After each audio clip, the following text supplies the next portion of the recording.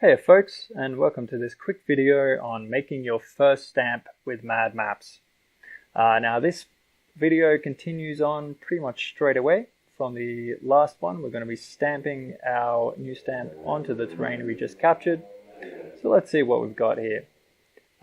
In our scene here we've got this little house just sitting on a terrain on a little rise here. We've got some trees, we've got some splats and some props here. So the first thing that we want to do is go to Tools, Mad Maps, World Stamp Creator. This will bring up the World Stamp Creator window. So with the World Stamp Creator window, the very first step is to tell the World Stamp Creator window exactly what area of the terrain you're interested in by moving these position handles. Let's start off on the very corners. So we're going to want to just move these position handles in so they're a bit closer to our little house here. We want to give it some space. You want to give it some area around the edges, and I'll expand a bit on why later.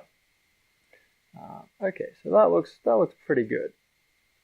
So now, once that looks good, you can just hit the lock icon here, which makes those handles go away so we don't accidentally move them later.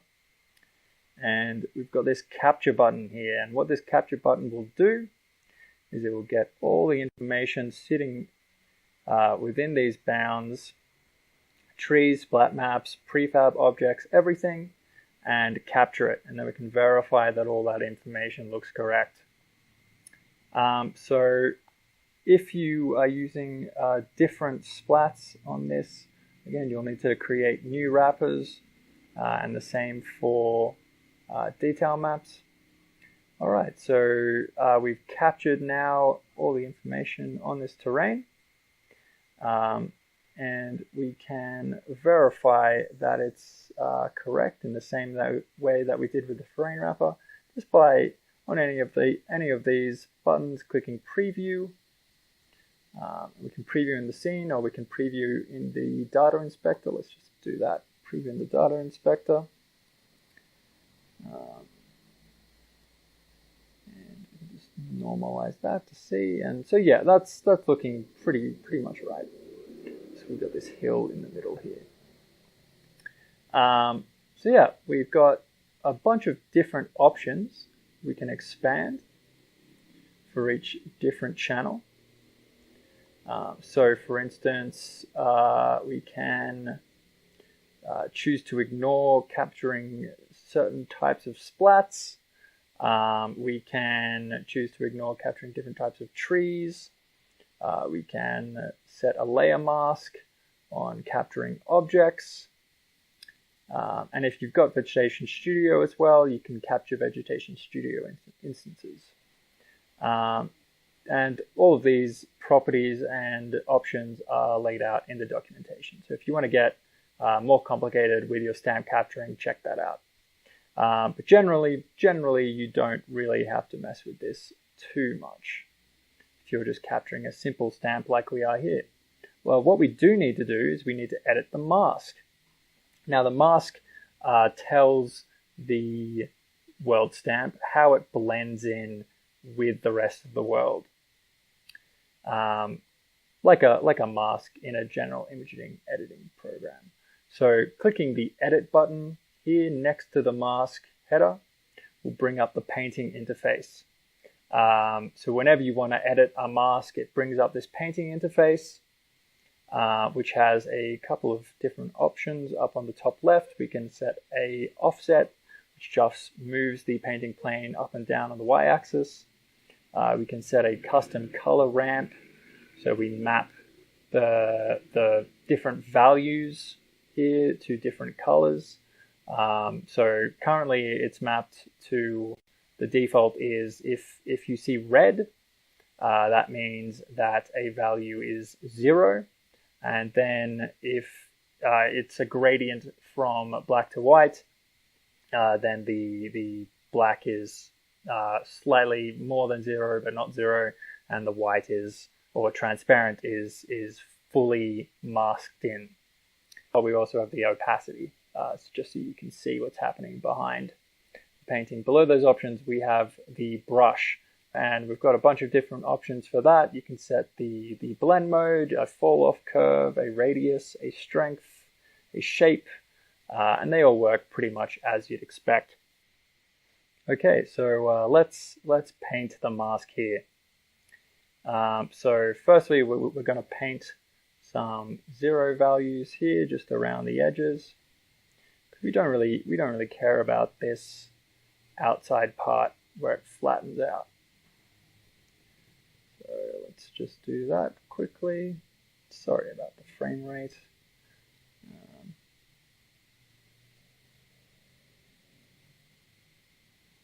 All right, looking good. Get this corner here. Okay, so we see we've got these 0 values as red, and we've got these clear values as fully masked in. And we've got this hard border here. We don't really want a hard border. What we can do is we can change the type of brush here by clicking this button here, and we can select a new blur brush and increase the radius there, and that pretty much does what you'd expect. It just blurs the border. So we will get a nice smooth transition from the stamp into the terrain, which is what we want. Okay, awesome. That's looking pretty much like what we want. So to finish editing, just click the edit button again. You see the painting interface goes away. So that's pretty much the whole capturing process. Now we're ready to actually create our stamp. Hitting the button create new stamp. So that will make a new object in the scene here called new world stamp. We're just going to change the name of that to Little House. Okay. So you can see, just like in a terrain layer, we have all the different channels here that we can preview in the data inspector. We can also edit the mask on this stamp if we want to change it later. So don't worry if you're not happy with the mask you've painted in the actual stamp creator tool. You can edit the mask later on. Okay, so now we're back with our terrain that we captured in the first video and set up.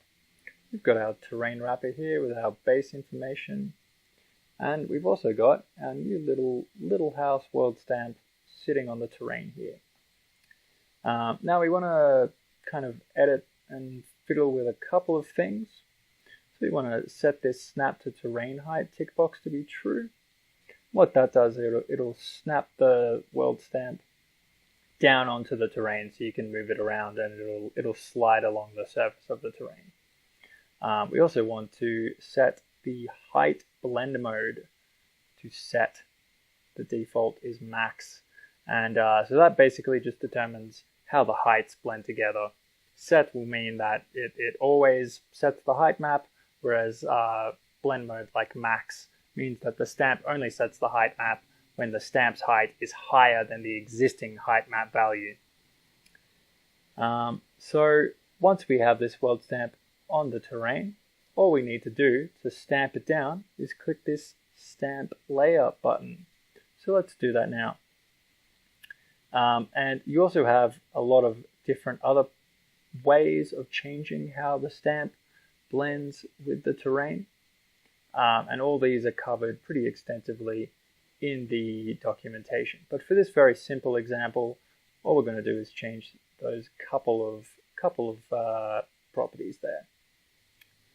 So once you click that stamp layers button here, what will happen is all the stamps currently in the scene that write to this layer called stamp layer will recalculate and write onto the terrain. So we can see now that we have a little house sitting on our terrain.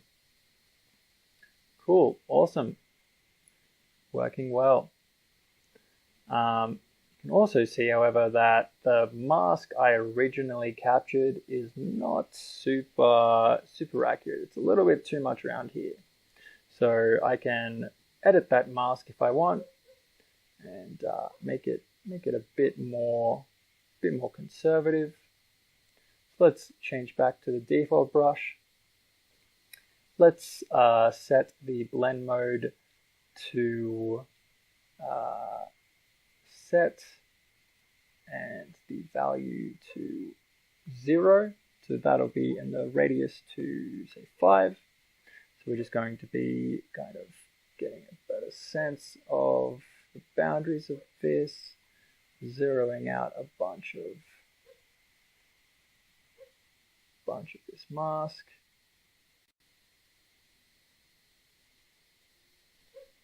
And then, just like we did last time, I'm going to go back to that blur brush, and blur out the edges.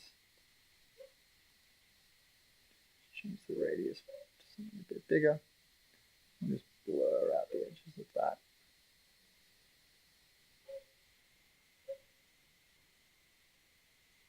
Okay, so once we're done with that, just click Finish Editing on the stamp. And so to see those changes appear on the terrain, we need to hit one of these two buttons. Now, the difference between these two buttons, this first one, stamp layer. So this value here is referring to the layer name value. And what that does is it finds every stamp in the scene where this layer name value is stamp layer or whatever you set it to, and it'll restamp those stamps. You also have the option of stamping every weld stamp in the scene with this stamp all layers. So it's important to remember you don't restamp individual stamps, you restamp entire layers. And you change which layer weld stamp writes to with this field here. Alright, so we can see the updated mask is a lot better. We get these trees back here. So I'm pretty happy with that. So now we have our stamp stamped. We can see that we have this second layer here, this stamp layer. This is called stamp layer because this stamp here is specified to write to a layer called stamp layer. So when we clicked this button, the stamp went and found the terrain wrapper, and it asked it if it had a layer called stamp layer. The terrain wrapper at first didn't have a layer called stamp layer, so it created a new one. So we can see in this stamp layer, we've got 38 objects, a couple of trees. You can also see we've got these things called removals here under trees, tree removals. So what that means is when the stamp stamped down, it removed 80 trees that were on the terrain beforehand. And the same principle applies for objects and Vegetation Studio instances. If you have Vegetation Studio, you'll see the removals, and that just means that the layer removes that many instances of those things that occur on the lower layers. Alright, so that's a very basic walkthrough of creating your very first weld stamp and stamping it down onto your terrain.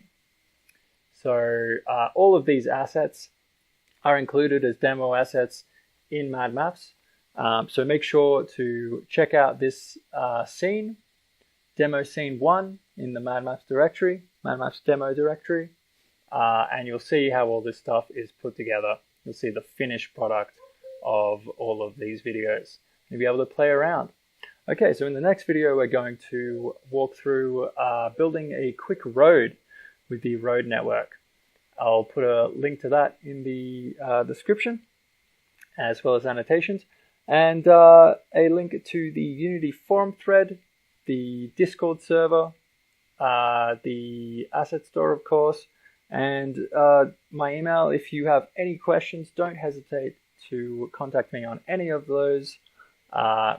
And thanks for watching. Enjoy playing.